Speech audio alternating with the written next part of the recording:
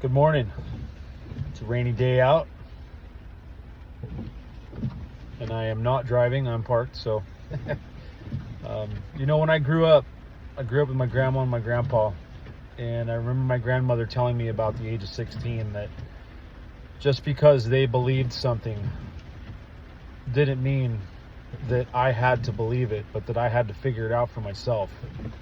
And, I've often heard people say, well, I was raised in a home that was so-and-so religion, or this is what we believed, so this is what I am. But yet they don't practice.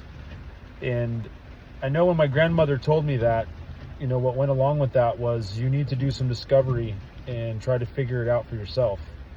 And that wasn't the answer that I wanted, I'll be honest. I just wanted you grew up in a home like this, so you're fine. Keep doing what you're doing. But instead, she made me explore inward to make sure that I really knew where I stood. And Christ tells us that in the Bible. He tells us to beware of false prophets and beware of false teachings, because there are a lot that come and say that they're teaching in his name when really they're not. They're teaching a message that isn't true.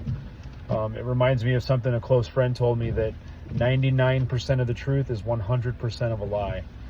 And so I had to do a lot of soul searching myself for a couple years before I finally realized that, Jesus was the way.